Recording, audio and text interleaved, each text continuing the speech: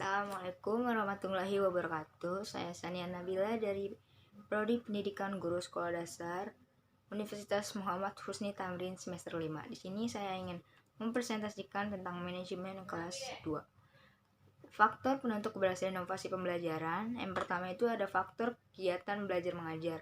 Yang menjadi kunci keberhasilan dalam pengelolaan kegiatan belajar mengajar ialah kemampuan guru sebagai tenaga profesional.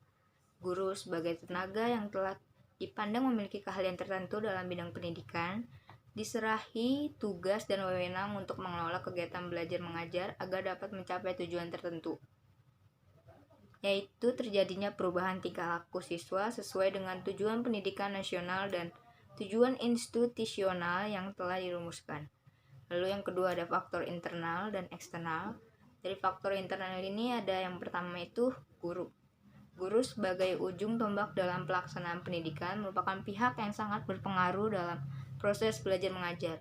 Kepiawaian dan kewibawaan guru sangat menentukan kelangsungan proses belajar mengajar di kelas maupun efeknya di luar kelas. Terus yang kedua ada siswa. Peran siswa dalam inovasi pendidikan tidak kalah pentingnya dengan peran unsur-unsur lainnya.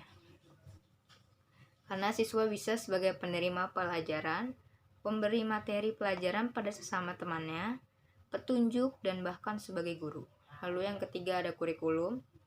Kurikulum pendidikan lebih sempit lagi, kurikulum sekolah meliputi program pengajaran dan perangkatnya merupakan pedoman dalam pelaksanaan pendidikan dan pengajaran di sekolah. Oleh karena itu, kurikulum sekolah dianggap sebagai bagian yang tidak dapat dipisahkan dalam proses belajar mengajar di sekolah, sehingga dalam pelaksanaan inovasi pendidikan, kurikulum memegang peranan yang sama dengan unsur-unsur lainnya dalam pendidikan.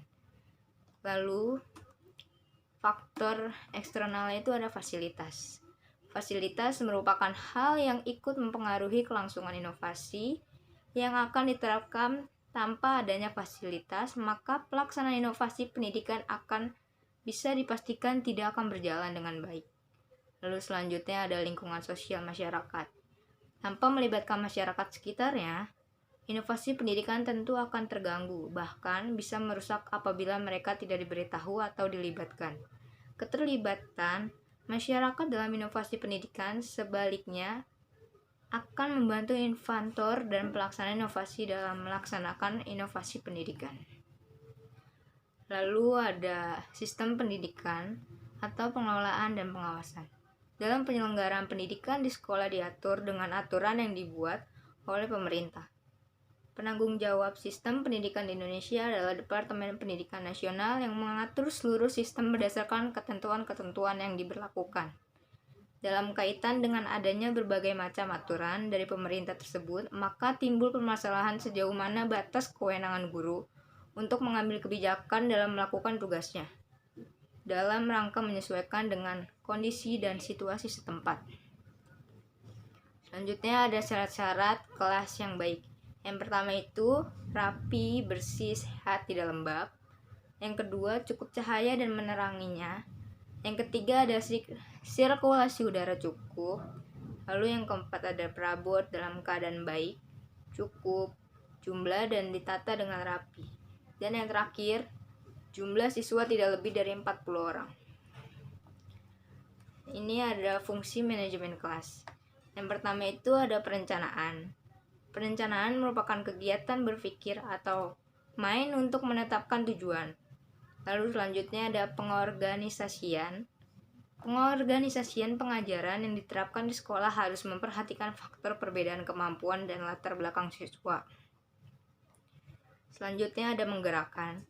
Menggerakkan adalah tindakan untuk memulai, memperkasai, memotivasi, dan mengarahkan serta mempengaruhi orang lain agar mengerjakan tugas-tugas untuk mencapai tujuan. Selanjutnya ada memberikan arahan. Memberikan arahan dalam konteks manajemen kelas adalah usaha seorang guru dalam memberikan petunjuk dan bimbingan kepada siswa agar terhindar dari hambatan belajar. Selanjutnya ada pengkoordinasian. Melakukan koordinasi dalam konteks manajemen kelas berarti mengatur baik-baik kegiatan pembelajaran supaya dalam praktiknya dapat terarah dengan baik. Dan yang terakhir ada pengawasan. Pengawasan merupakan suatu proses untuk menerapkan pekerjaan apa yang sudah dilaksanakan, menilainya, dan bila perlu mengoreksi dengan maksud supaya pelaksanaan pekerjaan sesuai dengan rencana semula. Sekian dan terima kasih. Kurang lebihnya mohon maaf apabila ada salah kata atau materi yang salah yang telah saya sampaikan. Wassalamualaikum warahmatullahi wabarakatuh.